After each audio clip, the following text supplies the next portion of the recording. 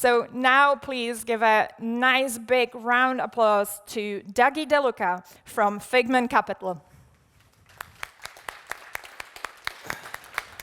Thank you. Hello, everyone. Thanks for coming. My name is Dougie DeLuca. I'm an investor and researcher at Figment Capital, and also a longtime Cosmos community member. And I'm going to discuss today an idea that I've been working on for the last couple months. It's called distributed sequencer technology. All right, let's do this. So before going into DST, it's important to first understand the original concept which this idea was derived from, which is DVT, distributed validator technology. And today, this technology is only live on Ethereum. And so apologies for making this somewhat Ethereum-centric, but it'll all connect together, I promise. What DVT is essentially it distributes the responsibilities of validating across a cluster of operators, which together validate. And so what this first achieves, the major thing is fault tolerance. Right now in validating, there's a single point of failure where if your machine goes offline or if you act dishonestly, then the validator will act as such. What this enables is essentially if one validator goes offline, in this example, it's a cluster of 4. The 3 which are acting honestly and are online can essentially make sure the validator is acting as intended. And so if you think about that through a net effect over a system, it makes a more resilient system. What DVT also enables is client diversity. This was something that wasn't discussed much until about a month ago when Ethereum faced major problems on the client side. And so what's interesting is we're talking about client diversity amongst a set, but you can actually now enable it within a single validator. So that makes the validator more resilient. In terms of decentralization, you can geographically distribute your validator. So here's a 4 cluster, but you could have, in this example, one in North America, one in Europe, one in Asia, one in South America, and so forth. The last major thing, and this is actually pretty cool, is on Ethereum, to validate and be in the active set, you need to have a total of 32 ETH to qualify. Because you're distributing essentially the responsibility amongst a cluster, in this example, if you evenly distributed it, you could have 4 or 8 ETH on each operator, and then together they make 32. And so what this enables is greater participation in a validator set. So, all right, why is this guy talking about Ethereum? This is a Cosmos conference. I'm going to translate this back.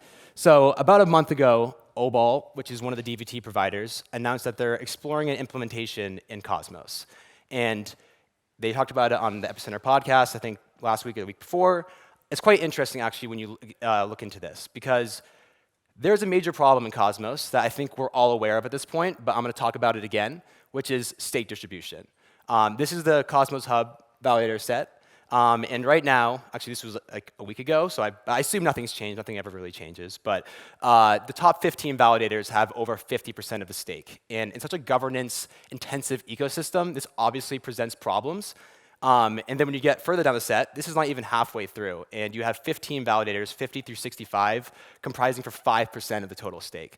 And so imagine when you get to like validators 160, 161, et cetera, it's a negligible amount. So what DVT can enable in Cosmos is essentially a consolidation of the validator set.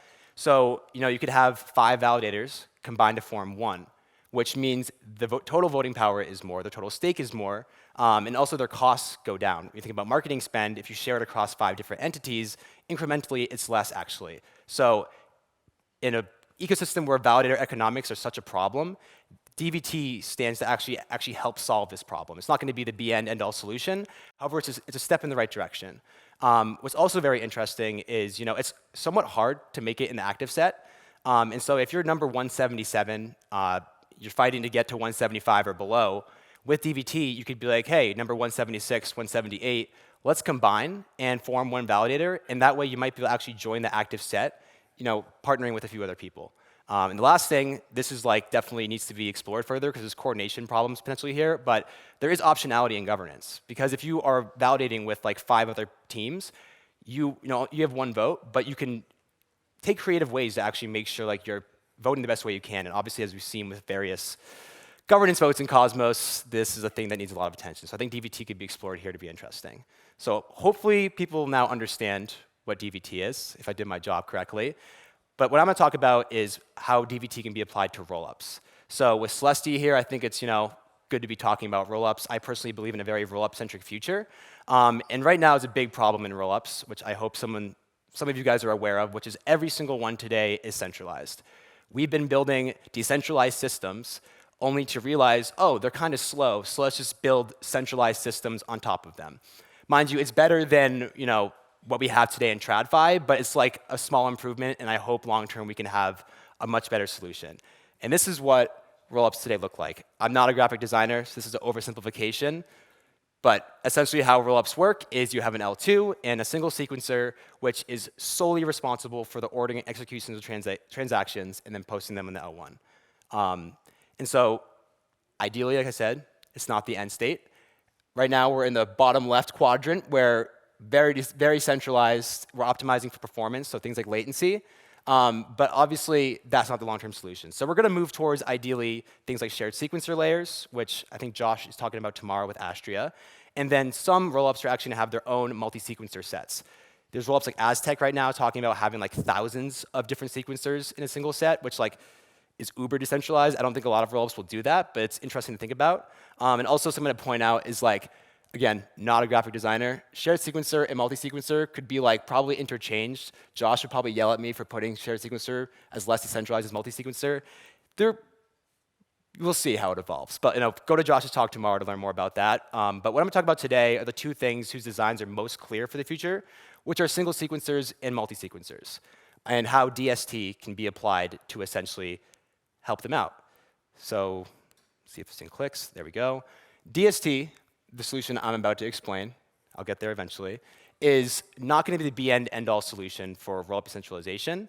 It's somewhere in the middle. Right now, what we're stuck with and what's stopping rollups from decentralizing is we're rating a 0 to 100 shift, which involves a lot of implementation complexity, the top thing right there. And that's why it's taking a long time, because we're already seeing rollups with a lot of traction. And so obviously, every change is super important. It's hard to make protocol-level changes, especially to the degree which this requires. So I'm proposing a solution that's step maybe 60 out of 100, and it actually has some really interesting applications for single sequencers, like rollups that want to remain centralized. So this is DST, distributed sequencer technology. And what it is it applies the exact same approach to a validator, but to a sequencer. So right now, again, we have one sequencer. But you can actually maintain one sequencer, but have a cluster of operators serving that single sequencer. And so right here, you can see sequencer 1 with a cluster of 6 together jointly operating this. And again, this is a solution that I think is really interesting because of how easy it is to implement. So the easiest way to do it, and it's not the most decentralized, but it's an easy step, is just doing a proof of authority setup, where you can have 6 permissioned operators who will be all right, we know you, we can hold you accountable, and they're going to together jointly operate this in a round-robin format. There's other ways this can be done, but for simplicity, I think POA is what makes the most sense right now. You could do auctions and things like MEV, but let's explore that a different time. So the first problem that this stands to address is the liveness problem today in rollups. With a single sequencer, if that sequencer goes down, the rollup's going to go down. This actually happened in Optimism a month ago. It was down for 20 minutes, which doesn't sound like a lot of time, but when you think about a rollup at scale, it is a lot of opportunity cost. So what DST can do is it introduces fault tolerance, the same thing I talked about with a validator. And if you have one sequencer goes down, it doesn't matter, because if one of 6 is offline, then the other 5 can step in for it. And the rollup's going to function as it should, because the sequencer is still going to be live. So this is very interesting, and it can be a step to solve liveness for essentially all rollups, which I would say is an almost universal need. And the first way that I think this is really compelling is not to be the bearer of bad news, but some rollups will stay centralized. Because rollups in the first place are optimization for performance. And so some rollups, like a game-specific app rollup, I think is going to stay centralized because they need to have the lowest latency, the best performance, and quite frankly, decentralization isn't that important for a game. If you're playing Call of Duty, I'm not sure if you're overly concerned with the decentralization of that game. And so DST is really interesting for rollups because it can improve on liveness without forcing you to decentralize. And also, one last thing I forgot to mention is sequencing is a very lucrative business. If you look at how much money Arbitrum and Optimism are making right now from sequencing, it's quite a lot, which is also a reason why rollups are not decentralizing right now, but I won't talk about that too much. But what DST can do is improve liveness without forcing you to decentralize, which is a very interesting solution. But again, we're in a decentralized space, so that's enough of the centralized talk. It can also be used as means to progressively decentralize. And so here, this is going back. This is the Dougie rollup, soon deploying on Celestia. Just kidding, I'm not going to do that. I wouldn't use my rollup.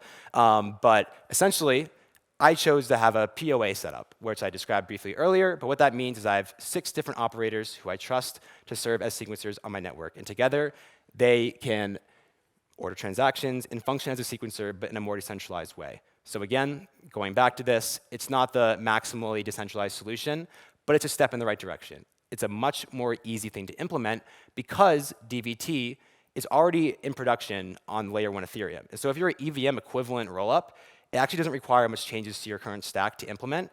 And so it's actually really exciting to think about. And then also, naturally, we're going to move towards sharing sequencer layers, multi-sequencers, et cetera. And what's cool about DST is it can actually be used in that context as well. So when we think about DST and it's like, oh, we're going to implement this, and then we're going to go more decentralized and scrap it, that's actually not necessarily the case. Because here is a multi-sequencer set. You got 5 sequencers, and you have a DS cluster of 6 supporting each of them. So you have 5 sequencers, but you actually have 30 different operators supporting it. And you can take this about as far as you want. Obviously, there's things like latency concerns and like the performance side of things that need to be explored. But this is just a conceptual kind of talk. Let's assume that everything's going to work as intended. But yeah, it was also interesting, that I referred to earlier, is the geographic distribution of it. There's a sequencer in Canada, Spain, Chile, et cetera. And even within those sequencers, you can have geographic distribution. So we're talking about a pretty big increase in terms of resiliency, network decentralization, all of these things with a solution that can be implemented, in my opinion, rather quickly, especially when compared to the other things that we're looking at. Let's see if we can go back. The things in that, upper right quadrant with that require a lot of implementation complexity.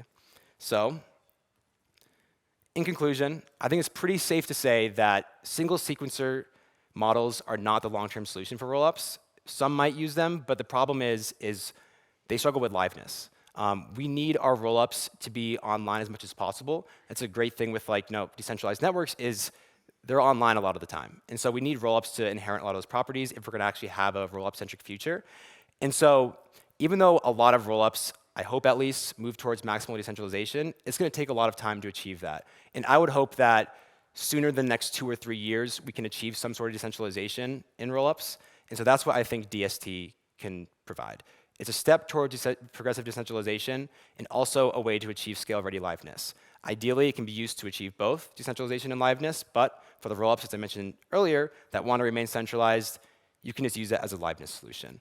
And so, yeah, again, this is a very early concept. I am moderately technical, but there's a lot more technical people in this crowd than I am. And so I would love to have more conversations about this. I recently published an article, and I know Obal right now is talking to different rollup teams about actually implementing this, which is cool, but let's talk more about it. If people here are interested in rollups, building rollups, or anywhere in between, I'll be around until Tuesday, so pull me aside. Let's talk more. Awesome. Thanks, everyone.